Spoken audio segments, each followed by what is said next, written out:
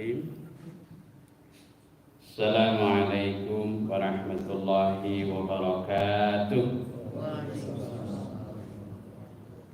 Inna hamdan lillah nahmaduhu wa nasta'inuhu wa nastaghfiruh wa na'udzu billahi min shururi anfusina wa min sayyiati a'malina. May yahdihillahu fala mudilla lahu wa may yudlil fala hadiya lahu. Asyhadu an la ilaha illallah wa asyhadu anna Muhammadan abduhu wa rasuluh. Allahumma shalli wa sallim wa barik ala nabiyyina Muhammadin wa ala alihi wa ashabihi. Amma ba'du, faqala ta'ala fi kitabihil karim. A'udzu billahi minasy syaithanir rajim. Bismillahirrahmanirrahim. Ya ayyuhalladzina amanu istajibu lillahi walir rasul idza da'akum lima yuhyikum wa'lamu annallaha yahulu bainal mar'i wa qalbihi wa annahu ilaihi tuhsyarun. Sadaqallahul azim. Bapak-bapak, ibu-ibu, saudara-saudaraku, adik-adik sekalian yang dirahmati Allah, pertama-tama marilah kita memanjatkan puji dan syukur kehadirat Allah Subhanahu wa taala. Alhamdulillah, pada malam hari ini kita akan memulai mengkaji secara lebih intensif, yaitu surat-surat atau ayat-ayat di dalam kitab suci Al-Quran yang menjadi amalan kita sehari-hari, terutama yang erat sekali hubungannya dengan ibadah sholat. Nah, salah satunya yang paling pokok, yang paling pertama dan utama adalah surah Al-Fatihah. Nah, kita lihat ini surah ini tentu surat yang sudah sangat akrab dalam kehidupan kita. Surah Al-Fatihah ini, karena memang dia merupakan rukun di dalam sholat, sebagaimana disabdakan oleh Rasulullah Sallallahu Alaihi Wasallam, la sholata liman lam yaqra bi fatihatil kitab. Tidak sah sholat bagi orang yang tidak membaca Al-Fatihah di dalam kitab suci. La sholata liman lam yaqra bi fatihatil kitab. Tidak sah sholat bagi orang yang tidak membaca Fatihatul Kitab, maksudnya surat Al-Fatihah. Di sini secara sederhana kita mulai kenali ini surat Al-Fatihah ini adalah surat pertama. Maksudnya pertama dalam arti pertama dalam mushaf, pertama dalam susunan mushaf, Sebab kalau yang pertama kali turun bukan Al-Fatihah, yang pertama kali turun adalah surat apa? Al-Alaq. Alhamdulillah sudah pinter-pinter. Surat Al-Alaq, yaitu Iqra bismi rabbikal ladzi khalaq, dan seterusnya. Kalau yang terakhir turun itu ada dua pendapat. Pendapat yang populer yaitu surat Al-Maidah ayat 3. Surat Al-Maidah ayat 3. Al-yauma akmaltu lakum dinakum wa atmamtu alaikum ni'mati wa raditu lakumul Islam madinah. Nah, tapi ini diriwayatkan oleh As-Sudi yang meriwayatkannya. Nah, menurut pendapat yang lebih kuat, yang lebih rajih, ya, yang lebih unggul, itu ternyata yang terakhir turun itu bukan surat Al-Maidah ayat 3, tapi surat Al-Baqarah ayat, kalau tidak salah ayat 181 kalau tidak salah, ya, yaitu ayatnya, mungkin nomornya saya lupa, tapi bunyi ayatnya itu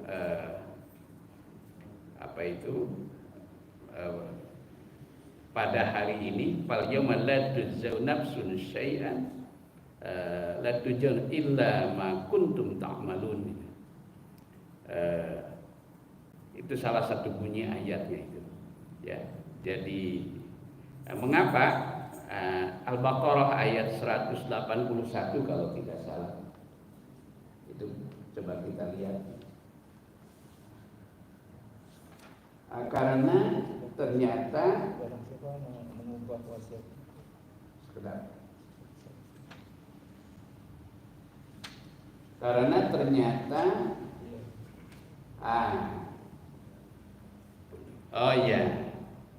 Al-Baqarah 281. Wattaqu yawman turja'una fihi ila Allah summa tuwaffa kullu nafsin ma kasabat wa hum la yudlamun. Dan takutlah kamu sekalian terhadap satu hari di mana pada hari itu kamu sekalian akan dikembalikan semuanya kepada Allah, ya.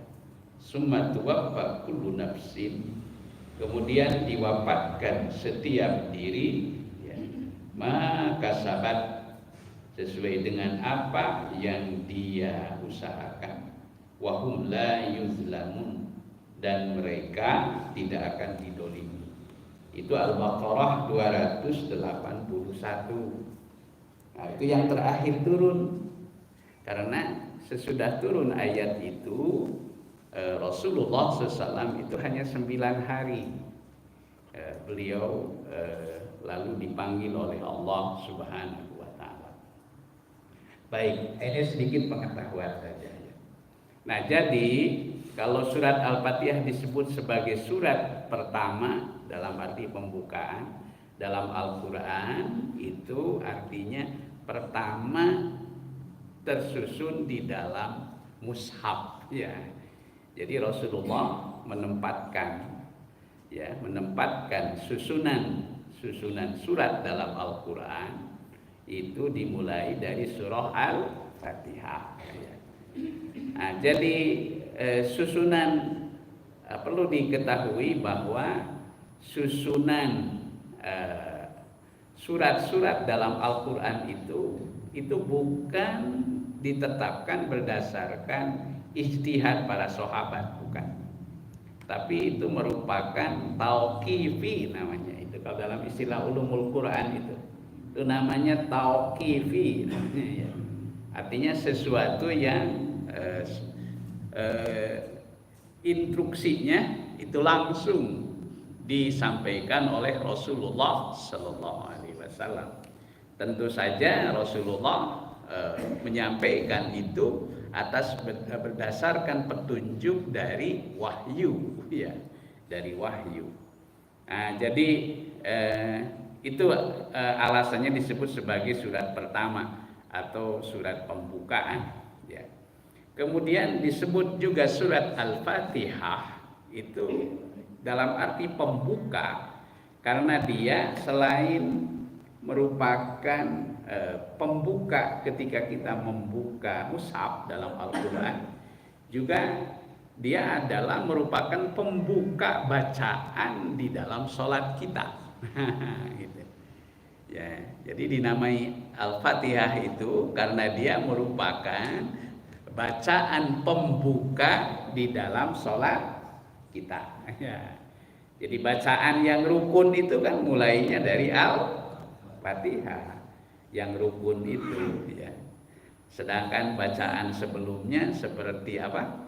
Takbiratul ihram, ya. Takbiratul ihram, apa namanya? Kalau takbiratul ihram jelas rukun, ya. Kemudian doa iftitah, ya. Itu kan doa iftitah itu sebagai pelengkap lah, pelengkap penyempurna. Tapi yang menjadi bacaan pokoknya adalah surat Al-Fatihah. Bahkan ketika seorang muslim pada saat ia masih sangat minim perbendaharaan bacaannya dalam sholat, ya, dengan bacaan Fatihah itu sudah jadi, insya Allah sah sholatnya itu, ya. Nah, adapun kalau bacaan-bacaan yang lain, baik itu iftitah, bacaan ruku, bacaan sujud, ya, dan lain sebagainya, itu kan sifatnya sunnah, gitu, ya. Nah, tapi kalau Fatihah itu tidak dibaca, maka dia sholatnya tidak sah, gitu. Saya pernah punya murid mu'alaf, ya, orang India. Waktu itu belajar ini, kemudian dibimbing belajar tentang Islam, ya. Nah, salah satunya tuntunan sholat. Ini gimana Ustadz? Katanya sholatnya. Saya bilang ikuti aja dulu. Ikuti aja, sok berjamaah di belakang, gitu, ya. Kalau berjamaah kan terselamatkan, walaupun ia belum bisa membaca Al-Fatihah. Mengapa? Karena dengan mengikuti berjamaah kan insya Allah bacaannya ditanggung oleh imam, begitu, ya. Baik bacaan yang jahar maupun bacaan yang sir, ya. Karena itu saya bilang sama santri mu'alaf tadi, saya katakan pokoknya berjamaah aja deh. Dengarkan saja apa yang saya baca sebagai imam, gitu, ya. Nah, terus dia tanya lagi, Ustadz gimana kalau saya sholatnya sendirian, saya belum bisa Fatihah, gitu, ya. Nah, baca yang paling mudah apa yang Anda bisa, gitu, ya. Yang paling mudah apa itu. Nah, misalnya satu ayat, ya, Bismillah saja dulu, gitu, ya. Mengapa? Dasarnya adalah karena hadis Rasulullah, bukan hadis, itu Al-Quran. Faqra'u ma tayassara minal Quran. Bacalah olehmu apa yang kau paling anggap mudah dari kitab suci Al-Quran. Bahkan kalau menurut Abu Hanifah, ketika seseorang belum bisa baca Fatihah, tapi dia bisa bacaan yang lain, misalnya Al-Ikhlas misalnya, ya, yang lebih pendek, maka walaupun tidak baca Fatihah, gitu, ya, itu karena darurat. Ini situasinya darurat, ya, gitu. Ketika ia belum bisa sama sekali, ya, apa yang dia bisa baca satu ayat saja yang paling pendek, maka untuk saat itu insya Allah itu cukup mewakili. Nah, tapi secara normal, ya, nah Fatihah itu harus menjadi rukun. Oke. Nah, mengenai ini diturunkannya, di sini ada dua pendapat sebenarnya, itu, ya, diturunkan di Mekah sehingga tergolong surat Makkiyah. Ada juga yang mengatakan turun di Madinah, ada juga. Tapi yang paling kuat adalah pendapat yang mengatakan bahwa ia turun di Mekah. Baik, ya, karena kan perintah sholat itu sudah mulai dilaksanakan, ya, sudah mulai diperintahkan oleh Allah Subhanahu wa taala kepada Rasulullah sallallahu alaihi wasallam semenjak Nabi masih di Mekah, ya. Maka itu pendapat yang lebih kuat. Baik. Tadi dari 7 ayat, ya. Nah, ini tentang 7 ayatnya sendiri ini juga ada sedikit perikhtilafan, ya. Itu. Ada yang mengatakan bahwa 7 ayat itu termasuk Bismillahirrahmanirrahim. Jadi dimulai dari Bismillahirrahmanirrahim. Yang berpendapat 7 ayat termasuk Bismillah itu terutama adalah kalau dalam mazhab fikih ya, itu mazhab Imam Syafi'i. Ya, mazhab Imam Syafi'i. Kemudian juga mazhab Imam Maliki ya, Imam Maliki. Hanya saja kalau mazhab Maliki ketika membacanya itu tidak dijaharkan ya. Tidak dijaharkan, berbeda dengan dalam fikih mazhab Syafi'i. Kalau dalam mazhab Syafi'i itu mulai dari basmalahnya bacaannya dijaharkan. Karena itu kalau di Indonesia ya, kita di Indonesia ini rata-rata dalam sholat yang dijaharkan seperti maghrib, isya dan subuh, maka bacaan Fatihahnya dimulai dari Bismillahirrahmanirrahim ya. Tapi ada sebahagian ya itu basmalahnya tidak dijaharkan, disirkan. Jadi kedengarannya hanya seakan-akan langsung dari Alhamdulillahirabbil alamin. Dan ini yang banyak dianut terutama di Mekah dan sekitarnya. Jadi kalau Imam Haramain itu bacaannya itu seakan-akan terdengar hanya dari bacaan Alhamdulillahirabbil alamin. Baik. Jadi itu sekelumit ya tentang makna Al-Fatihah juga. Nah, bagaimana bagi mereka bagi ulama yang tidak memasukkan basmalah menjadi bagian dari surah Al-Fatihah, lalu itu hitungan 7-nya bagaimana? Hitungan 7-nya mana? Jadi hitungan 7-nya itu di hitungan 7-nya itu yaitu dari ada ayat di ayat 6. Coba kita baca sama-sama. Alhamdulillahirabbil alamin arrahmanirrahim. Itu ayat 2 ya. Maliki yaumiddin iyyaka na'budu wa iyyaka nasta'in ihdinas siratal mustaqim siratal ladzina an'amta 'alaihim. Itu.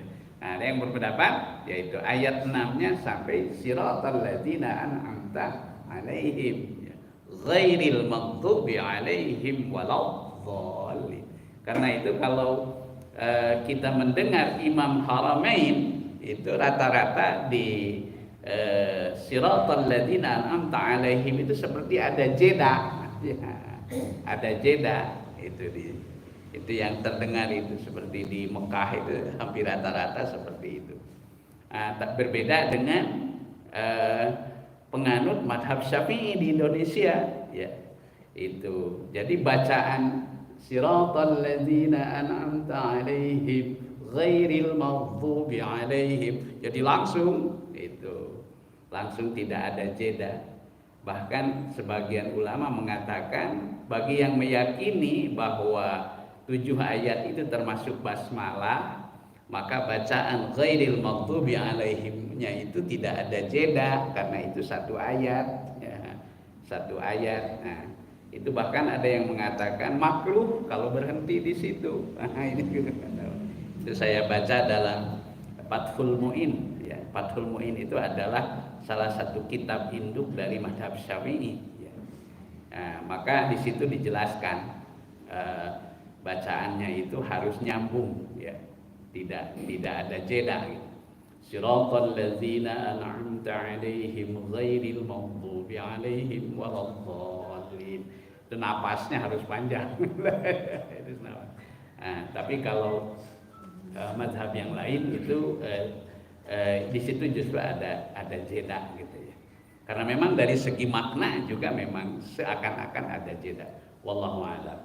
Ya, baik. Kemudian asbabun nuzul. Asbabun nuzul itu pertama perlu dipahami bahwa asbabun nuzul itu maknanya adalah bukan berarti sebab turun secara harfiah, bukan. Jadi asbabun nuzul itu bukan berarti bahwa satu surat atau satu ayat itu turun karena ada sebab tertentu, bukan. Artinya kalau tidak ada sebab itu maka seakan-akan ayat itu tidak akan turun. Jadi tidak demikian maknanya asbabun nuzul itu, ya. Jadi asbabun nuzul itu lebih tepatnya dimaknai sebagai historical background, ya. Peristiwa sejarah, ya. Peristiwa sejarah yang melatar belakangi turunnya suatu ayat atau surat. Itu asbabun nuzul. Jadi peristiwa sejarah. Karena itu tidak semua ayat Al-Quran itu dilatar belakangi oleh peristiwa sejarah. Nah, itu. Jadi lebih tepatnya asbabun nuzul itu adalah historical background, ya. Jadi latar belakang. Jadi peristiwa sejarah yang melatar belakangi turunnya ayat itu. Saya mau ngetes ini sama ini satu contoh sederhana nih. Ini sama santri Nurul Jamil ini. Ya, ini saya coba mau tanya. Coba kira-kira apa peristiwa sejarah yang melatar belakangi turunnya surat Alam tara kaifa fa'ala rabbuka bi ashabil fil. Surat Al-Fil. Tentara Abroha. Rata-rata jawabannya itu. Itu rata-rata jawabannya itu. Santri saya juga di pesantren itu jawabannya itu. Nah, saya kasih nilai itu ya 70 lah. Itu ya. Itu sudah ditambah nilai kasih sayang. Ya. Coba tentara gajah itu kisah masa lalu. Ayat itu kan belum turun. Nabi aja belum lahir kan ketika itu. Ya. Itu surat Al-Fil itu turun pada tahun 7 kenabian. Pada tahun 7 kenabian. Ya. Kan di Mekah itu Nabi setelah diutus menjadi rasul, ya, diutus menjadi rasul. Nah, beliau itu kan mengemban amanah tugas kenabiannya selama 13 tahun. Nah, surat Al-Fil itu turun pada tahun 7 kenabian. Nah, peristiwa apa yang melatar belakangi turunnya surah Al-Fil? Itu ya, apa peristiwa yang terjadi pada tahun 7 kenabian? Ini pertanyaannya. Itu. Ada satu peristiwa penting yang tidak banyak diketahui oleh kaum muslimin, ya. Ini peristiwa sejarah penting menurut hemat saya yang melatar belakangi turunnya surat Al-Fil.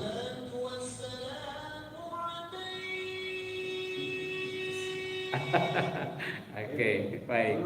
Nah, itu sudah apa? Ya. Baik. Ya, izin saya menjelaskan sedikit ya tentang itu. Oke. Jadi ada peristiwa sejarah yang penting yang terjadi pada tahun ke-7 Hijriah, 7 kenabian. Yaitu apa? Ketika Nabi Shallallahu alaihi wasallam itu diembargo oleh kaum musyrikin, oleh rejim musyrikin Mekah di bawah kepemimpinan Abu Sufyan. Dan itu puncak penderitaan secara sosial, ekonomi, dan politik yang dialami oleh junjungan kita Nabi Muhammad Sallallahu Alaihi Wasallam. Jadi puncak penderitaan Nabi dalam konteks sosial, ekonomi, dan politik ketika itu. Nah, Nabi dianggap sebagai pengkhianat dianggap sebagai pengkhianat oleh seluruh kabilah bangsa Arab. Itu. Karena semula menurut mereka bangsa Arab itu bersatu, ya, bersatu. Tapi setelah Nabi datang dengan menyampaikan dakwah tauhidnya, ya, dakwah tauhidnya, maka keutuhan kabilah-kabilah bangsa Arab itu satu persatu mulai pecah. Sehingga Nabi Shallallahu Alaihi Wasallam dianggap sebagai pengkhianat, gitu, pengkhianat bagi bangsa Arab. Nah, lalu mereka itu seluruh kabilah bangsa Arab itu membuat semacam kesepakatan bahwa yang namanya pengkhianat itu mereka harus keluar dari kota suci Mekah. Itu. Nah, akhirnya Nabi, dan itu ditulis kesepakatannya, ditulis, ditempel di Ka'bah, itu tempel di Ka'bah, itu disepakati oleh semuanya. Akhirnya Nabi terpaksa, beliau bersama para pengikut setianya keluar dari kota suci Mekah. Beliau berlindung di sebuah lembah, namanya lembah Bani Muthalib. Di situ berapa tahun? 3 tahun lamanya. 3 tahun lamanya. Itu diputus seluruh jaringan kepentingan, ekonomi, sosial, apalagi politik. Secara ekonomi itu Nabi dan para sahabat itu tidak bisa membeli dan menjual barang. Itu lumpuh itu. Sehingga penderitaannya itu, ya, anak-anak sudah mengalami kelaparan yang sangat hebat. Ya. Itu sampai diriwayatkan ketika itu, ya, mereka terpaksa memakan dedaunan. Nah, akhirnya Nabi SAW sudah tidak mau lagi berdiplomasi, berdialog dengan pihak manapun dengan kabilah Arab. Beliau hanya berbicara dengan satu pihak, yaitu dengan Allah Subhanahu wa Ta'ala. Nah, ketika itulah maka lalu Allah menguatkan tekad, semangat, keyakinan dan perjuangan Rasulullah SAW bahwa dulu sebelum engkau lahir, ini flashback, Nabi diajak flashback dengan sejarah. Dulu sebelum engkau lahir, eyangmu Abdul Muthalib pernah mengalami kesulitan yang jauh lebih hebat lagi seperti yang kau alami saat ini. Yaitu kapan? Ketika seluruh penduduk Mekah dikurung oleh seorang raja yang durjana, namanya Raja Al-Roha. Gitu. Nah, tapi ketika eyangmu dulu itu tetap teguh pada pendirian, maka apa yang terjadi? Nah, yang terjadi kemudian beliau beserta seluruh penduduk Arab ketika itu sepenuhnya berada dalam perlindungan Allah Subhanahu wa Ta'ala. Flashback.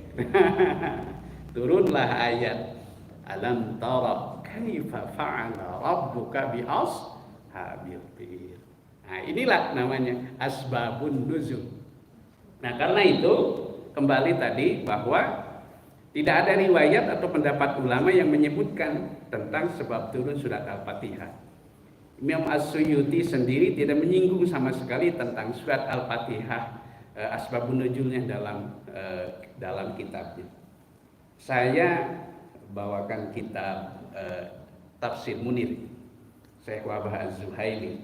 Di sini juga tidak disinggung sama sekali bahwa Al-Fatihah itu memang turun dengan sendirinya, ya, tanpa melalui peristiwa-peristiwa sejarah tertentu. Wallahu ta'ala.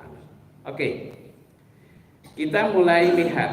Nah, tadi berarti kita sepakat, ya, bahwa surah Al-Fatihah yang kita yakini 7 ayat yang dimulai dari mana? Dari Bismillahirrahmanirrahim. Ya. Bismillahi. Bismi dengan nama, ya. Itu suka diterjemahkan juga atas nama. Ini secara dalam teks bahasa Arab, yaitu bismi terdengar. Bi itu harful jar kalau kata santri. Itu kan harful jar. Jadi huruf yang suka menjarkan ya. Kalimat sesudahnya yang dijarkan maka dia harus majrur. Bahasa Sunda nama dijeerkeun. Kapungkur makan diajar maca teh itu jabar jr ps itu ya. Kalau bahasa ininya domah patah itu. Nah, jadi bismi. Nah, kenapa dibaca bismi? Ya, ini sebetulnya lafaz aslinya itu ada alif biismi. Nah, tapi kalau alif di tengah-tengah maka dia itu dihilangkan. Nah, maka dibaca langsung bismi dengan nama. Bi ismun itu nama. Ya, nama. Ismun itu secara harfiah artinya nama. Bismillahi dengan nama Allah. Nah, ini dengan nama Allah. Ya. Lafaz Allah itu disebut namanya lafzul jalalah. Itu lafzul jalalah. Lafaz yang di dalamnya mengandung makna keagungan. Ya. Lafzul jalalah. Makna keagungan. Lafzul jalalah. Ya. Ini lafaz Allah itu, asma Allah itu tidak diperuntukkan bagi yang lain kecuali untuk satu zat, yaitu al-ma'budu bihaqqin. Kecuali hanya untuk satu zat, yakni zat yang patut diibadahi dengan sebenar-benarnya. Itulah Allah, ya. Allah. Nah, bahkan kalau dipreteli, kalau istilah Pak Ketua DKM tadi, kalau dipreteli, itu lafaz Allah itu tidak ada satu huruf pun yang terbuang. Ya, semua huruf dari lafaz ini mengandung makna. Coba kita lihat. Nah, kalau misalnya ya, dia dibaca Allah itu sempurna. Allah ya. Sekarang coba alifnya dikepinggirkan dulu. Dia masih bisa dibaca dan bermakna lillah. Lillah. Lillah itu artinya milik Allah. Alhamdulillah. Tuh, lillah itu ya. Lillah. Oh. Sekarang lamnya satu dikepinggirkan lagi, ya. Dia masih bisa dibaca apa? Lahu. Lahu ya. Allahu la ilaha illa huwal hayyul la ta'khudhuhu sinatu wala lahu. Oh, baginya ya, untuknya, miliknya. Oh. Jadi lahu. Ya. Lahu ma fis samawati wa ma fil ardh. Oh. Sekarang lam yang satunya itu dikepikirkan lagi, sisakan tinggal satu. Hu. Nah, siapa hu? Dia. Maka dalam surah Al-Ikhlas ketika kaum musyrikin bertanya, siapa dia itu? Siapa dia itu? Qul huwa. Hu. Ya. Oke, baik. Mari kita break dulu ya. Silakan.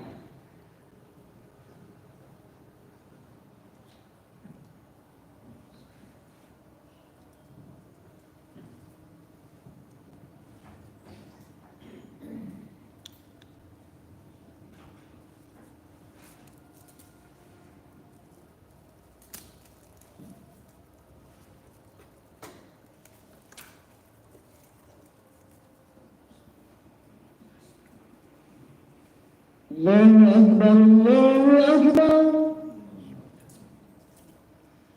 Allahu Akbar, Allahu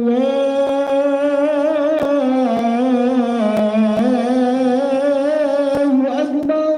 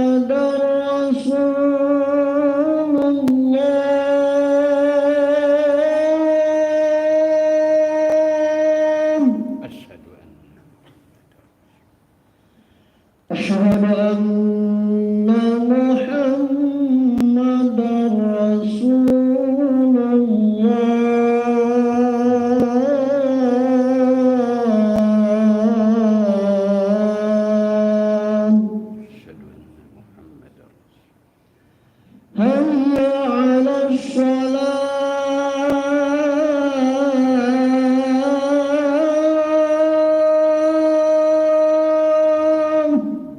La haula wala quwwata illa billah. حي على الصلاة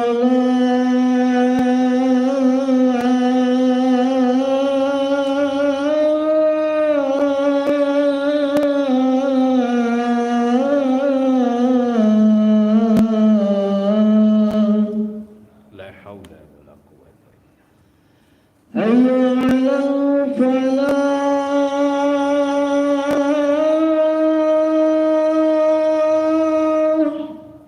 La haula wala quwwata illa حي على الفلاح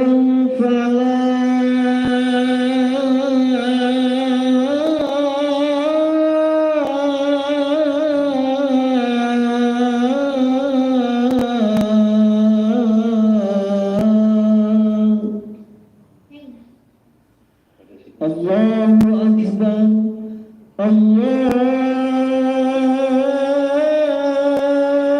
الله أكبر Allahu akbar. لا إله إلا الله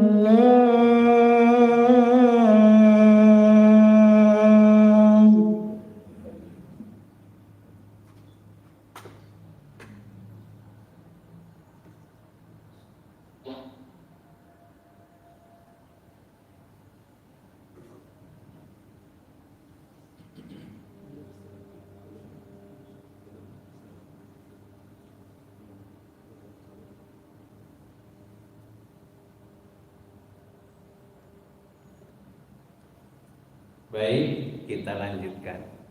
Nah, ini harus dibikin kesepakatan dulu nih, Pak DKM. Kalau dipreteli, ini kayaknya butuh beberapa sesi ini teman. Itu. Iya. Jadi saya kira nggak apa-apa ya. Nah, jadi kita kondisional saja. Baik. Itu sekelumit tentang asma Allah, Bismillah. Jadi ketika kita mengucapkan Bismillah, itu rasakan di dalam hati kita, di dalam pikiran kita, ya, keagungan dan kebesaran asma itu. Jadi dia adalah satu nama yang sesungguhnya tidak pernah terpisahkan. Dia mengalir dalam seluruh napas kehidupan kita. Dia mengalir dalam seluruh aliran darah kita. Ya. Karena itu, ketika seorang yang bernama Punten, Akai sekalipun, ya, sesungguhnya dia tidak bisa menolak hadirnya seseorang yang disebut dia. Nah, gitu. Buktinya ketika seseorang ketika tidak ada siapapun yang menolong dirinya, ketika seseorang berada di hutan belantara, katakan, ketika dia berada di tengah lautan atau dalam situasi yang sulit, orang yang tidak mengakui Tuhan sekalipun dia akan berkata itu tolong, gitu ya, help me, gitu ya. Coba dia minta tolong ke siapa itu? Artinya jauh di dalam lubuk hatinya sesungguhnya dia mengakui itu adanya dia. Itulah ya, itulah. Maka kita umat Islam harus jelas mengucapkan lafaz siapa dia itu. Qul huwallah. Katakan dia itu adalah Allah. Allah. Nah, lafaznya tafhim ya. Lafaznya harus tafhim, tebal. Allah. Nah, jangan mengucapkan Allah, salah itu. Itu salah. Itu Allahumma ya Allah. Allah, Allah, Allah. Nah, jadi harus tafhim, tebal, jangan tarkik ya. Itu pengucapannya itu. Subhanallah walhamdulillah dulillah wa la ilaha illallah. Maka tak heran jika seorang dasur ketika hendak menghunus pedang di hadapan Nabi, itu ya, siapa yang akan menolongmu? Maka Nabi berkata Allah. Ucapan Allah Nabi itu menggetarkan. Maka seketika itu pedang yang ada di tangannya itu kan langsung terjatuh. Nah itu, maka itu kalau bagi sebagian ulama itu ada lafaz-lafaz tertentu yang disebut namanya hizib. Itu misalnya seperti kalimat apa? Nasrum minallah. Itu wa fathun qarib. Ya, nasrum minallah. Wa fathun qarib wa basyiril mu'minin. Nah, jadi lafaznya Allah. Baik. Bismillahirrahmanirrahim.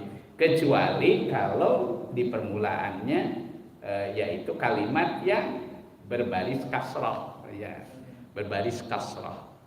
Ya, maka dibacanya tarkik Bismillah. Nah, itu Bismillah. Nah, baik, itu dalam ilmu tajwid. Baik, baik kita lihat. Bismillahirrahmanirrahim. Ar-Rahman itu Maha Pengasih. Ya, Ar-Rahman. Ini dijelaskan dalam tafsir basmalah, berarti Ar-Rahman Maha Pengasih yang tidak pilih kasih. Ya, yang tidak pilih kasih. Dalam arti dengan sifat rahmannya Allah Subhanahu wa taala membagikan kasih sayangnya, ya, itu tidak pilih kasih. Baik kepada mereka yang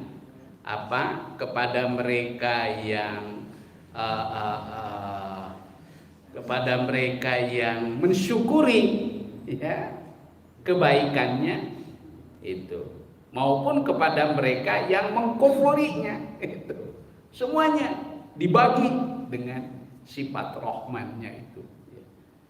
Nah, dalam sebuah riwayat kan dikatakan bahwa hakikat kasih sayang Allah itu, rahmat Allah itu ada 100. Nah, nikmat yang begitu banyak yang sekarang dinikmati, ya, oleh seluruh makhluk yang ada di muka bumi ini, itu hingga begitu meratanya kasih sayang ini Allah berikan sampai kepada seekor induk ayam, ya, seekor induk ayam. Coba perhatikan induk ayam. Ketika dia memberi makan kepada anaknya, itu karena rahmat Allah itu tidak ada anak ayam yang anak ayam itu apa? Cicit namanya? Ciak itu. Ngaronyok dari haram. Itu karena kasih sayang Allah, maka tidak ada itu anak ayam yang terinjak oleh kaki induknya itu. Nah, itu. Nah, itulah sifat rahmannya Allah, dibagikan kepada seluruh makhluk. Padahal hakikatnya yang Allah sebarkan rahmatnya di dunia ini baru 1% dari 100%. Gitu. Nah, sedangkan rahmat Allah yang 90%-nya itu kapan diberikan? Nah, itulah Allah berikan, yaitu dengan sifat rahimnya. Itu. Maka kalau rahim itu hanya khusus Allah peruntukkan bagi hamba-hambanya yang beriman. Itu. Coba kita lihat dalam beberapa teks Al-Quran. Kata-kata rahim itu selalu identik dengan orang-orang yang beriman. Bil mu'minina raufur rahim. Laqad ja'akum rasulun min anfusikum azizun 'alaihi ma anitun harisun 'alaikum bil mu'minina raufur rahim. jadi rahimnya Allah, padahal kapasitas nikmatnya itu, lingkup nikmatnya itu jauh lebih besar. Nah, kita tidak bisa membayangkan. Karena itu kalau ingin menggambarkan hakikat surga, sebenarnya itu kita tidak mungkin untuk membayangkan hakikatnya itu. Mala ainun ra'at wala uzunun sami'at wala khutira ala qalbi bashar. Itu sesuatu yang tidak dapat dibayangkan oleh mata kita, tidak dapat dibayangkan oleh pendengaran kita, bahkan imajinasi kita pun sesungguhnya tidak akan mampu untuk membayangkan tentang hakikat kenikmatan surga. Sebagaimana mungkin yang 99% bisa dibayangkan dengan hanya yang 1%, kan nggak mungkin gitu ya. Nah, itulah yang Allah berikan dengan rahimnya. Nah, maka Bismillahirrahmanirrahim. Kalau orang tua kami dulu di dalam terjemah bahasa Sunda, nah, itu sering nerjemahkan kieu Pak, itu sifat Rahman Rahim teh. Itu kalayan asma Allah anu maparin nikmat ageung di dunia sareng di akhirat. Itu kalayan Ar-Rahman itu sareng nikmat Allah anu Ar-Rahimah anu maparin nikmat Allah di akhirat wungkul, katanya gitu. Yang di akhirat wungkul gitu. Nah, karena itu beberapa ulama yang sangat berhati-hati itu, maka beliau-beliau itu lebih aman tidak menerjemahkan itu. Beliau hanya menerjemahkannya begini, dengan asma Allah yang Maha Rahman lagi Maha Rahim. Karena terjemahan kita bagaimanapun luas itu, kapasitas kita tidak akan sampai kepada apa yang dimaksud dengan Ar-Rahman Ar-Rahim. Tapi untuk mendekatkan pemahaman, maka diberikan penjelasan seperti itu. Wallahu ta'ala alam. Kita langsung. Alhamdulillahi Rabbil Alamin. Mana ininya tehnya ya? Ayo muncul itu. Alhamdulillah. Ada ya? Baik. Alhamdulillah. Segala puji bagi Allah. Nah, ini segala puji, alhamdu. Itu asal kata hamdu itu ya. Itu alhamdu itu terambil dari kata hamidah. Itu fi'il madinya hamidah, yahmadu hamdan. Bahwa hamidun wa dzaka mahmudun. Ya. Dan seterusnya. Alhamdu. Nah, jadi alhamdu itu merupakan bentuk masdar dari kata hamidah, yahmadu hamdan. Nah, kemudian diberi alif lam, dibaca alhamdu. Itu hamdun asal katanya, hamdun. Ya, namawi kan sok aya jenengan di pasihan dijadikan nama. Siapa namanya? Hamdan.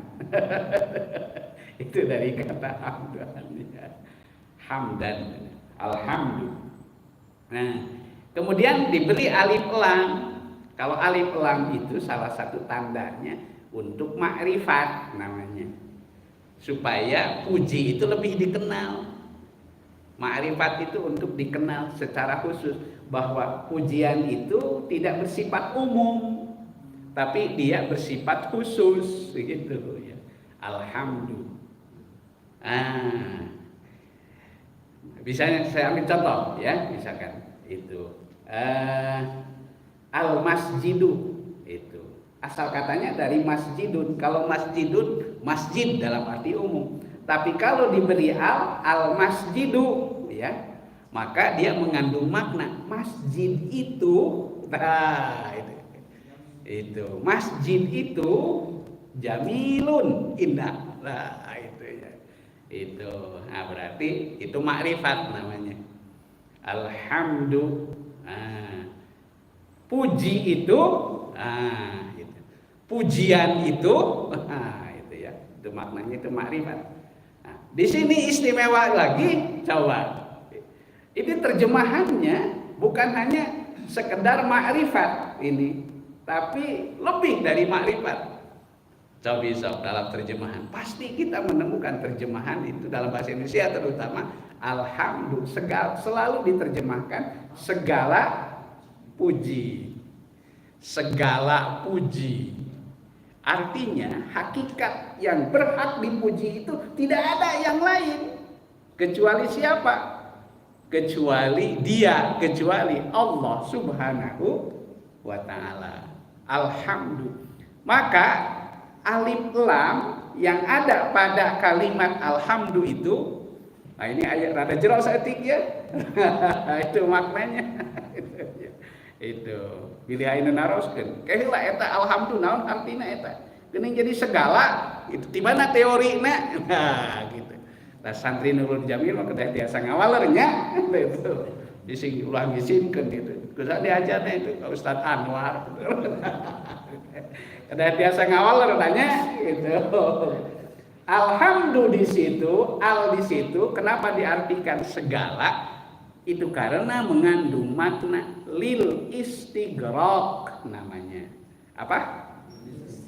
Lil istighraq namanya. Ya. Apa itu lil istighraq? Itu apa? Istighraq itu artinya untuk menenggelamkan. Untuk menenggelamkan. Artinya semua pujian yang lain itu semuanya dibenamkan, semuanya ditenggelamkan gitu. Yang berhak dipuji itu kecuali Dia. Ya. Maka disitulah maknanya alhamdulillah. Kartos, kartos, pahim tuh. Nah, jadi kenapa alhamdulillah di situ dimaknai segala puji? Itu karena maknanya bukan sekedar makrifat, bukan sekedar untuk diketahui, tapi maknanya adalah lil istighraqi, nah, untuk menenggelamkan pujian-pujian yang lain. Jadi hakikatnya yang berhak dipuji secara hakiki itu hanyalah Allah Subhanahu wa taala. Di situ maknanya ya. Alhamdulillah. Ya, alhamdulillahi segala puji lillahi bagi Allah. Nah, berarti lillahi di sini itu mengandung makna namanya khobar. Ya. Jadi alhamdulillah itu susunannya, susunan kalimatnya itu mubtada. Ya. Itu jumlahnya lah jadi panjang. Jumlahnya namanya jumlah ismiyah. Jadi kalau redaksi yang dimulai dari kata benda, ya kata benda, maka susunannya itu disebut namanya jumlah ismiyah. Tapi ketika sebuah kalimat dimulai dari kata kerja, maka disebut namanya jumlah fi'liyah. Nah, itu. Nah, di sini jumlah ismiyah alhamdulillah segala puji itu artinya mubtada. Lillahi hanya milik Allah. Itu. Lillah hanya kepunyaan Allah. Nah, siapa Allah itu? Rabbul Alamin. Allah Rabbul Alamin. Allah Rabb sekalian alam. Ya, Rabb sekalian alam. Nah, ini kalau dijelaskan secara lebih detail, Rabb itu maknanya juga sangat mendalam. Itu. Rabba yurabbi rabban. Ya, Rabba ya itu Rabba yurabbi tarbiyatan itu maka Rabbun itu salah satu maknanya. Rabb itu sering diartikan pertama pencipta, Khaliqun. Rabb itu.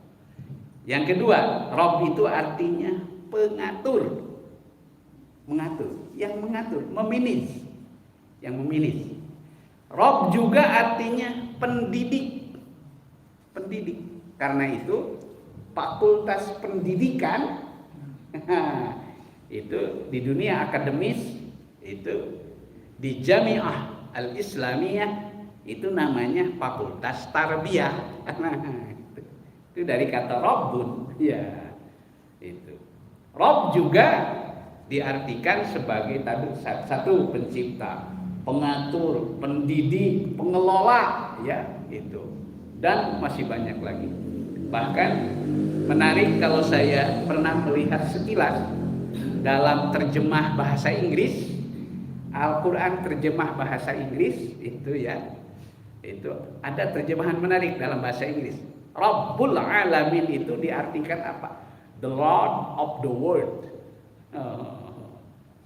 The Lord, Raja, the Lord of the world itu dalam bahasa Inggris. Artinya Raja dunia, Rabbul Alamin. Oke, sederhanakan saja sampai di situ. Alamin, siapa itu alamin? Itu terambil dari kata alam. Siapa itu alam? Alam itu kullu ma siwallah. Segala sesuatu selain Allah bahwa alam, maka dia adalah alam. Tapi di sini para mufasir membatasi alamin itu terutama yaitu makhluk yang berakal. Ya ini manusia, jin dan para malaikat. Itu ya. Manusia, jin dan para malaikat. Rabbul Alamin. Alhamdulillahi Rabbil Alamin. Itu alam semesta. Oke. Yang kedua, Ar-Rahmanir Rahim.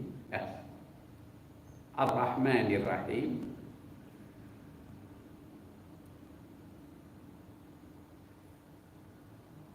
Berarti kembali ke sini, ya. Ar-Rahmanir Rahim. Tadi sudah kan? Ya, oke. Maliki Yaumiddin.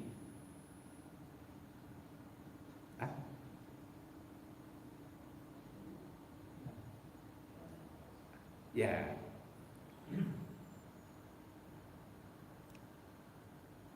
Maliki. Maliki. Ya, Malik.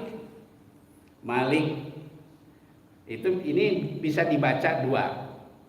Ya, Maliki Yaumiddin, panjang maknya. Ya. Itu. Ada juga bacaannya Maliki Yaumiddin pendek. Itu kedua-duanya boleh, sah. Kedua-duanya sah. Ya. Jadi kalau ada imam yang membaca Maliki Yaumiddin, itu yang diprotes. Itu sah. Itu ya. Itu. Kemudian kalau ada yang baca Maliki Yaumiddin panjang, itu ya. Malik. Malik itu artinya raja. Raja. Ya, dalam bahasa Malik itu dari kata malikat, pemilik. Ya. Maka yang memiliki segala sesuatu disebut namanya Malikun, raja. Itu Raja Saudi Malik Fahd bin Abdul Aziz. Itu. Raja Fahd bin Abdul Aziz. Itu. Itu di apa itu di Grand Jam-Jam itu tertulis kan. Itu waqaf lillah Malik Fahd bin Abdul Aziz. Itu yang dimaksud adalah raja. Ya, raja. Jadi kalau raja itu dia memiliki otoritas penuh. Ya, memiliki otoritas penuh. Itu raja. Beda dengan sultan. Ya. Itu Maliki Yaumiddin. Jadi bisa diartikan raja, penguasa, sama kan? Esensinya sama. Ya. Maliki Yaumiddin, raja, penguasa.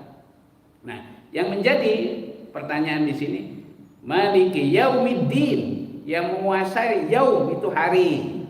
Hari zamannya ayyamun. Ad-dinu di sini maksudnya adalah pembalasan. Maksudnya hari kiamat. Ya. Oke. Nah, kenapa Allah Subhanahu wa taala menegaskan bahwa Dia penguasa hari pembalasan? Nah, lalu bagaimana otoritas kekuasaannya di dunia? Gitu. Nah, otoritas kekuasaan Allah Subhanahu wa taala secara sepenuhnya nanti akan diperlihatkan oleh Allah di akhirat.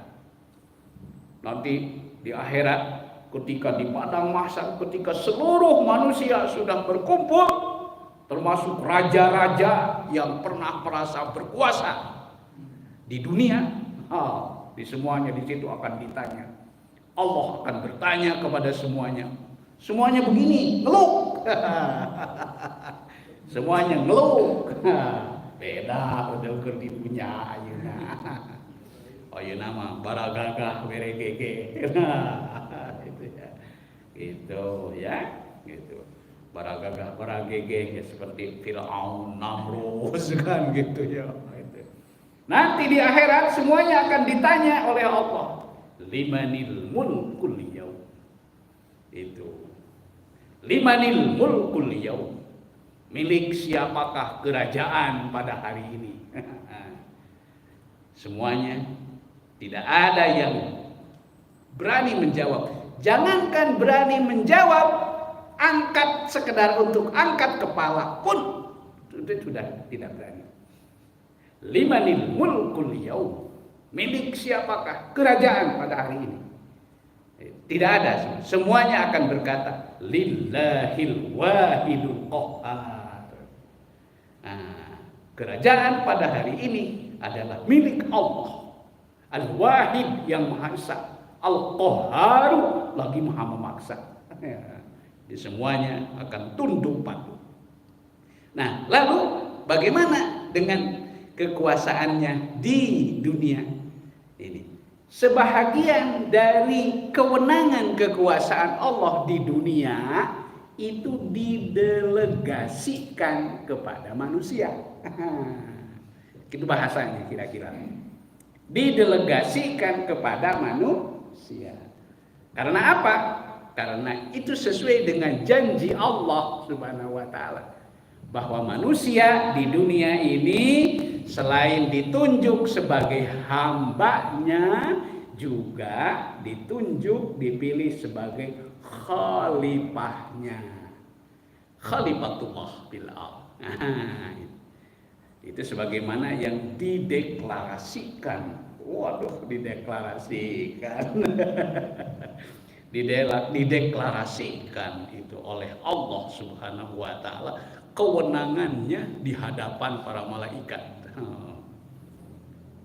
Wa idz qala rabbuka lil malaikati inni ja'ilun bil ardi khalifah. Jadi sebahagian dari kewenangan kekuasaan Allah itu didelegasikan kepada manusia. Karena apa?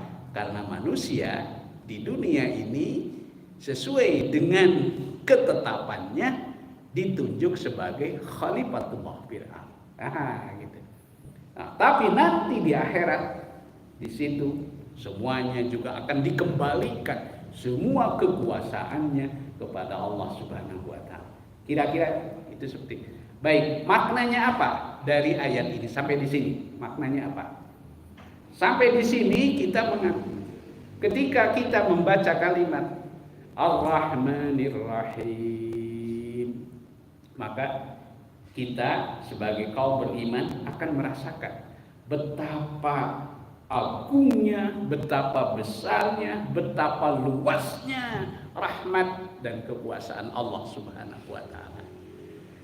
Sehingga dengan rahmatnya itu betapapun seseorang manusia di dunia ini, kalau istilah orang tua kita, lamokot.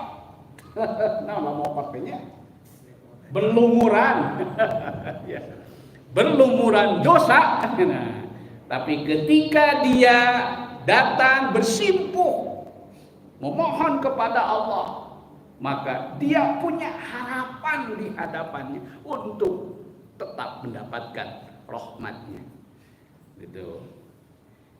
Ini yang disebut namanya roja. Ya ibadiyalladzina asrafu ala anfusihim. Katakan kepada hamba-hambaku yang terlanjur berbuat israf, terhadap diri-diri mereka. La taqnatu min rahmatillah. Jangan sekali-kali kamu berputus asa dari rahmat Allah. Jadi sampai pada Ar-Rahmanir Rahim, maka ini akan membangkitkan satu suasana batin kita sebagai hamba, sebagai manusia. Betapapun buruknya keadaan kita di hadapan Allah, tapi kita punya harapan. Namanya roja.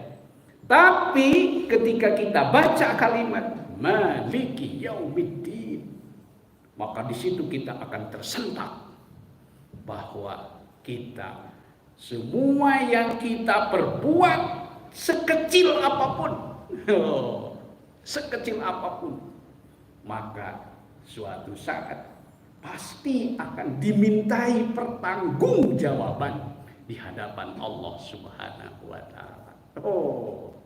Maka ketika kita baca sampai ayat ini akan melahirkan satu suasana batin disebut namanya khauf namanya.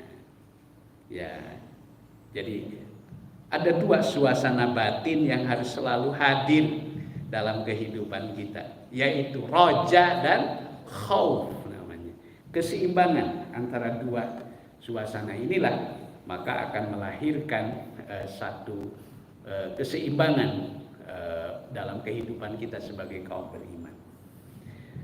Sampai di sini dulu saya kira kita batasi ya. Nah, nggak apa-apa kita jadikan 2 sesi, tinggal mungkin di selat ini pengkernya to be continue. Ya. Oke, wallahu taala. Maka dipersilakan.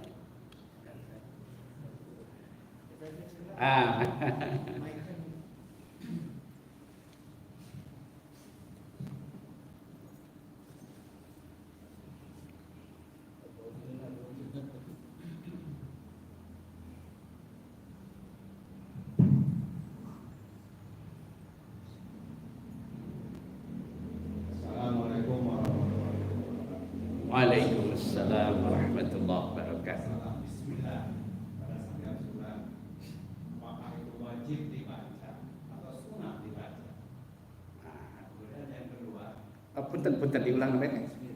apakah membaca Bismillah pada awal surat itu Ya. apakah wajib atau sunat? Kemudian yang kedua, pada surat yang ke-9 itu kan tidak ada Bismillah. Nah, kenapa tidak ada Bismillah? Terima kasih. Ya. Badai ditampung lah atau ditampung dulu lah.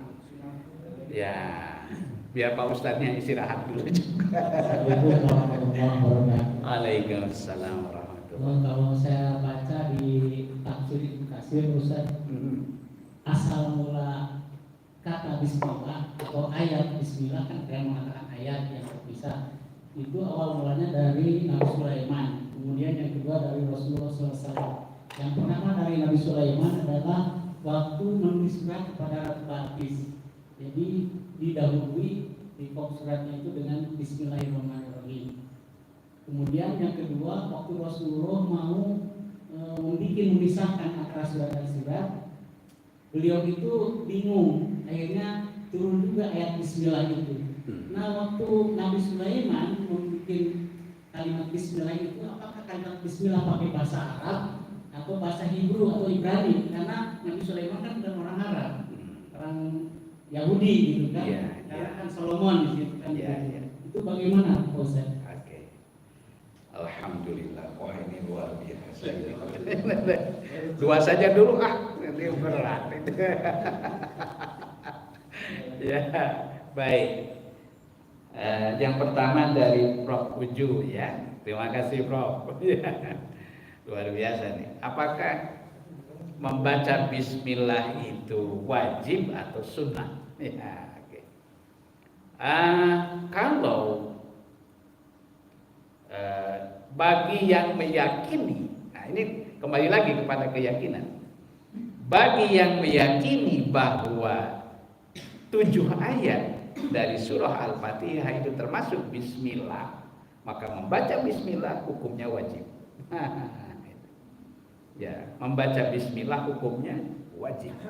Sekali lagi, bagi yang meyakini. Ya. Apakah dibacanya jahar atau sir itu bukan persoalan. Ya, bukan persoalan. Nah, maka hukumnya wajib, karena kalau tidak dibaca berarti tidak sempurna Fatihahnya gitu. Nah, tapi bagi mereka yang tidak meyakini bahwa itu bagian dari Al-Fatihah, maka boleh jadi hukumnya adalah sunnah ya. Seperti bacaan kita dalam memulai pekerjaan yang lain, maka itu hukumnya sunnah ya. Misalnya ketika kita mau bepergian, kita selalu mengucapkan Bismillahirrahmanirrahim ya. Paling tidak kita ucapkan Bismillah gitu. Ya, Bismillah itu. Wah, ini malah mungkin juga orang bisa berkata sunnah itu ketika pemahamannya baru sampai pemahaman yang sederhana. Tapi ketika ia mulai memahami secara lebih mendalam dari lafaz bismillah itu sendiri, maka boleh jadi ia akan mewajibkan bacaan itu bagi dirinya. Syekh Fakhrul Razi dalam tafsirnya menjelaskan itu paling sedikit ada 3 makna dari huruf ba. Yang pertama adalah maknanya lil ibtida, untuk pernyataan memulai pekerjaan itu. Itu. Jadi kita ground breaking. Apa namanya? Ya, ground breaking. Maka seperti ketika kita mulai menggali sumur bor, itu ground breaking, kita awali dengan bismillah. Peletakan batu pertama kita awali dengan bismillah. Sehingga pekerjaan yang kita beri pondasi dengan bismillah, itu dasar kekuatannya bukan hanya perhitungan kita, tapi di situ melibatkan Allah Subhanahu wa taala. Saya pernah dapat cerita dari Pak Endang Saifuddin Ansori ya. Suka dipanggil Amak gitu, Mang Nan. Beliau mubalik terkenal itu, putranya Pak Isa Ansori, tokoh Masumi ya, itu. Tokoh Masumi. Satu ketika Pak Endang itu, Amak itu, Mang Endang Allah yarham, itu cerita Insinyur Sutami katanya itu, jembatan itu dulu ketika akan dibangun itu diprediksi paling kekuatannya sekitar 25 tahun. Nah, tapi apa yang membuat jembatan Semanggi itu memiliki kekuatan melampaui perkiraannya? Kata Mang Endang, ya, beliau mengatakan karena Insinyur Sutami itu memulainya dengan mengucapkan Bismillahirrahmanirrahim. Ini namanya lil ibtidah, satu. Yang kedua adalah lil isti'anah. Makna bismillah lil isti'anah, untuk memohon pertolongan Allah. Karena itu yakinlah, setiap segala sesuatu pekerjaan yang diawali dengan ucapan bismillah, yakin bahwa pekerjaan itu pasti ditolong oleh Allah Subhanahu wa taala. Dan ketika sebuah pekerjaan ditolong oleh Allah, maka yang jauh akan menjadi dekat. Yang kompleks akan menjadi sederhana. Yang rumit akan menjadi gampang. Karena apa? Karena ditolong oleh Allah Subhanahu wa taala. Inilah pentingnya bismillah. Bismillah. Yang terakhir, yang ketiga, makna B dalam bismillah itu adalah lis-sahabah, untuk menyatakan persahabatan. Artinya ketika kita memulai dengan sesuatu dengan ucapan Bismillahirrahmanirrahim, maka pekerjaan kita itu yakin ditemani oleh Allah Subhanahu wa taala. Hatta sekalipun pekerjaan itu sifatnya bukan ta'abbudi, bukan ibadah. Contoh seperti apa? Contoh seperti urusan bisnis. Hadis qudsi bahkan mengatakan, Allah berfirman, aku kata Allah, salisus syarikain, adalah orang ketiga dari dua orang yang berserikat. Nah, selama mereka saling bekerja sama satu dengan lain. Faida khanahu, tapi jika salah satunya berkhianat, kharajtu min bainihima, maka aku keluar dari antara mereka berdua. Saya kira ketika kita meyakini bahwa makna bismillah itu sampai sedalam itu, sampai sejauh itu, pasti kita akan mengatakan terhadap diri sendiri, saya harus menjadikan bacaan ini dalam tanda petik sebagai sebuah kewajiban. Wallahu a'lam. Itu satu ya. Nah, kemudian pertanyaan yang kedua adalah mengenai makna Ibnu Katsir tadi ya. Bismillah itu awalnya itu harus Ibnu Katsir itu dari pertama ada kata Bismillah itu dari Sulaiman. Ya. Itu mengirim surat ke Jadi Bismillah itu memang bagian dari ayat Al-Quran. Itu ada di surah An-Naml kalau tidak salah ya. Ya, ayat 30 ya. Innahu min Sulaiman wa innahu bismillahirrahmanirrahim. Apakah lafaznya sama persis dengan apa yang terdapat dalam kitab suci Al-Quran atau dalam bahasa yang lain ya? Kalau yang kita bacaannya persis lafaznya itu. Itu kan disebutkan di situ. Innahu min Sulaiman wa innahu bismillahirrahmanirrahim. Itu. Bacaannya juga persis seperti itu. Jadi bukan dalam bahasa yang lain. Ya. Wallahu a'lam, apakah bahasanya yang lain bagaimana? Tapi yang jelas seperti itulah bunyinya. Terus dari itu Ustaz, ya. Kalau innahu min Sulaimani harusnya kan ada min huruf-jar. Oke. Ini min Sulaiman. Oke. Wah, bagus sekali ini mau ngetes Pak Ustaz. Ya. Jadi Sulaiman itu semula bukan bahasa Arab.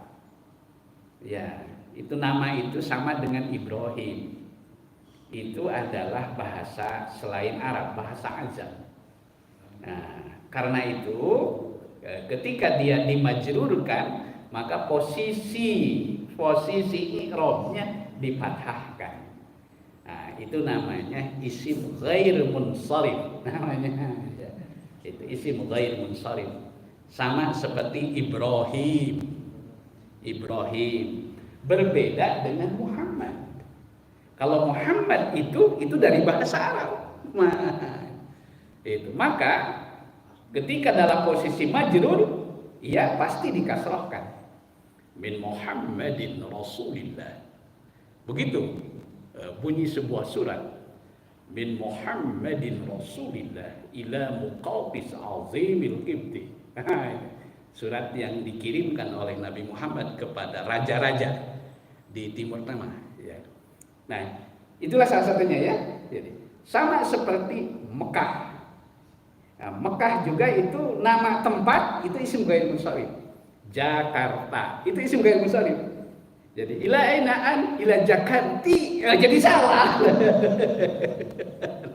Adalah Jakarti dah gitu.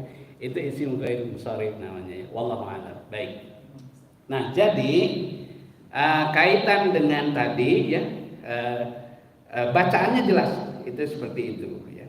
Kemudian ketika Rasulullah SAW Nah, berarti yang sampai kepada Nabi bacaan itu keterangannya adalah hadis. Ya, keterangannya adalah hadis. Ketika Rasulullah akan memisahkan batasan antara ciri batasan satu surah dengan surah yang lain dalam mushaf, maka pembatasnya adalah bismillah.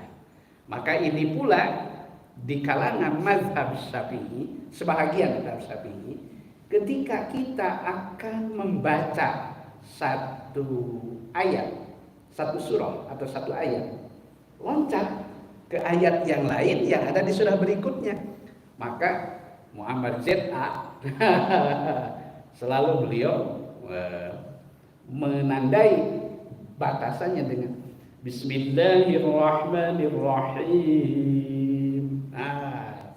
Baru bacanya. Jadi itu untuk menandai batas. Karena itu ada yang mengatakan bahwa sebagian pendapat bahwa bismillah yang ada pada setiap surat itu bagian dari surat itu sendiri.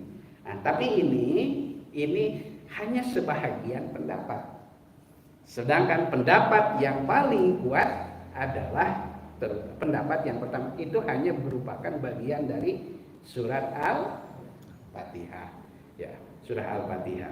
Nah, karena itu maka sebagian ulama yang berpegang pada pendapat yang kedua ini, ketika mereka membaca surat di tengah-tengah, maka mereka cenderung untuk tidak kembali membaca bismillah, tapi langsung kepada ayat, ya, langsung kepada ayat.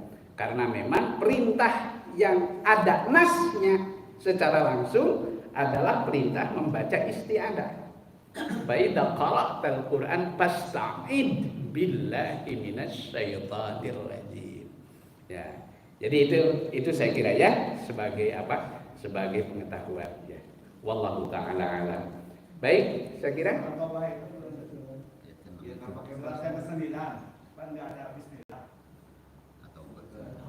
Oke. Kecuali surat Al-Baro'ah, ya, At-Taubah. Maka ketika kita membaca surah At-Taubah, kita tidak diharuskan membaca basmalah.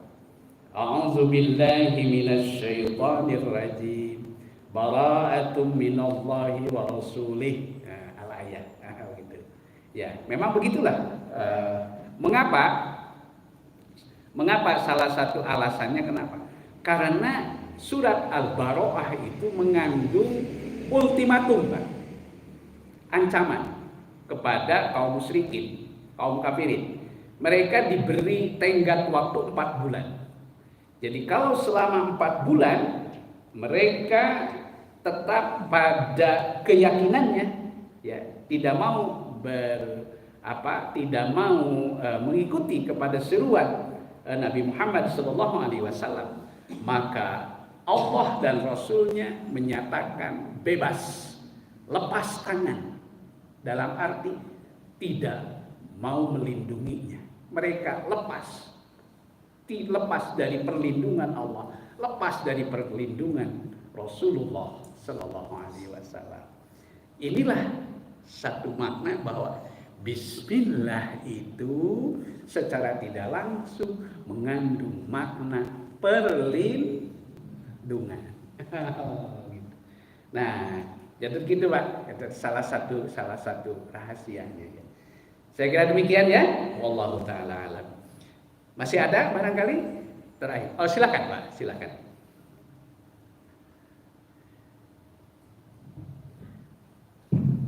Ya, Assalamualaikum Ustaz. Waalaikumsalam warahmatullahi wabarakatuh. Oke. Kami dijelaskan bahwa rahmat Allah yang diberikan di dunia itu kan masih 1%, Ya. Yang 99% itu di akhirat itu. Iya. Nah, kalau pada saat kita lagi kesulitan banget atau pada saat susah banget itu, nah itu apakah rahmat yang 90% itu bisa ditarik gitu? Jadi biar pertolongan Allah itu biar supaya lebih besar gitu, rahmat Allah besar kita. Ya, itu aja dari saya. Baik. Subhanallah, luar biasa. Ya. Terima kasih. Jadi Yang 1% itu yang dibagi rata kepada semua pihak sebagai modal awalnya. Ketika seseorang, ketika kita, sebut saja semoga kita termasuk ya, ketika kita masuk ke dalam bagian orang yang beriman, orang yang taat, orang yang bersyukur, ya, orang yang dekat dengan Allah Subhanahu wa Ta'ala, maka sebahagian dari rohimnya Allah tadi sudah otomatis ditarik ke dalam kenikmatan dunia kita, sehingga ya bonusnya apa ya, itu maka disitulah bil mu'minina raufur rahim. Nah, inilah keberuntungannya, ya, keberuntungannya kaum beriman itu. Nah, di dalam Al-Quran kan ada ayat itu, bagaimana orang-orang yang kafir itu, ya, Nabi Ibrahim bertanya kepada Allah. Nah, kemudian mereka hanya diberikan nikmat yang sedikit saja di dunia, sedangkan di akhirat mereka summallahu ila adzabinnar, mereka nanti akan dibenamkan semuanya kepada adab neraka. Saya ingin mengakhiri menjelaskan tentang betapa agungnya, betapa besarnya nikmat akhirat itu, ya. Itu kita lihat penjelasannya secara terbalik. Ada ayat yang sering dibaca saya kira oleh jemaah. Inna lit-taghina ma'aba labisina biha ahqaba. Saya ingin menggarisbawahi kata labisina biha ahqaba. Mereka tinggal kekal di dalam neraka itu selama berahqab-ahqab. Pertanyaannya, berapa lamakah satu ahqab? Ibnu Abbas radhiyallahu anhuma ketika menjelaskan satu ahqab itu lamanya adalah selama 80 tahun.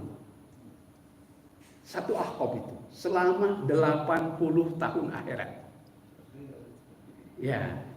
Dan 1 tahun akhirat hitungannya selama 360 hari. Sama seperti 1 tahun dunia. Tapi 1 hari akhirat itu sama dengan 1 hari akhirat sama dengan 1000 tahun dunia. Itu baru 1 ahqab. Baru 1 ahqab. Sedangkan orang-orang kafir itu nanti itu mereka akan tinggal di dalam Jahannam itu adalah ahqaba. Labisina biha ahqaba. Silahkan Anda hitung gitu. Jadi keberadaan hidup kita di dunia ini kalau dihitung dengan lamanya di akhirat nanti, ini hanya seberapa detik lah. Masya Allah. Nah, inilah ya. Jadi sungguh betapa agungnya. Satu ketika ini ada riwayat hadis Bukhari ini. Orang yang paling akhir masuk ke dalam surga setelah dia dicelup di dalam neraka. Dia keluar dari neraka. Dan keluar dari neraka itu sendiri dia sudah keluar, setelah keluar itu sudah merupakan kebahagiaan yang tidak ada, yang tidak dapat dibayangkan. Dia keluar saja dari situ sudah satu keberuntungan. Nah, selanjutnya kemudian didatangi oleh malaikat. Allah menyampaikan pesan kepada malaikat. Sampaikan kepada itu narapidana itu yang baru keluar itu. Itu jangan diam di situ aja katanya gitu. Idhab ilal jannah gitu. Itu pergi ke sana, masuk ke dalam surga. Bengong dia lihat gitu. Loh, ini orang dapat kapling surga. Ceritanya dia berangkat menuju perjalanan menuju surga. Di tengah jalan dia bingung. Dia bertanya, apa benar saya dapat kapling di surga? Masa orang seperti saya itu masih juga dapat kapling di surga? Akhirnya dia balik lagi ke tempat semula. Gitu. Lalu ditanya oleh, "Kunaon maneh balik deui eta?" Gitu. Saya tidak yakin ya Allah, saya dapat surga. Gitu. Itu. Akhirnya sama Allah dibilang lagi, "Idhab anta." Gitu. Udah kamu pergi sana itu, kamu dapat jatah di sana. Gitu. Balik lagi dia sampai 3 kali. Gitu. Itu sampai 3 kali. Nah, setelah 3 kali, akhirnya dia balik lagi, tapi masih juga bengong. Masih juga bengong. Apa benar saya dapat surga ya? Itu ya Allah gitu. Akhirnya dijelaskan oleh Allah Subhanahu wa taala, "Fa inna laka misla dunya wa asyru amsal." Ya, lamun dijelaskan mah kata Allah berfirman kepada orang itu, "Fa inna laka misla dunya," sesungguhnya jatahmu adalah semisal duniamu wa asyru amsalihha, dan 10 kali lipatnya. Akhirnya dia ulang ini dapat jatah itu ya seperti jatah dunia baula, bahkan 10 kali lipat gitu. Akhirnya dia semakin bengong lagi, dia terpercaya. Sampai Rasulullah ketika menceritakan kisah ini, sampai beliau sendiri itu tersenyum itu melihat betapa kagetnya. Anu tadi mau menang naon-naon, diberitakan akan dapat hadiah. Akhirnya dapat hadiah lagi 1 miliar. Inilah gambaran begitu besarnya, agungnya kenikmatan Allah Subhanahu wa taala di akhirat nanti.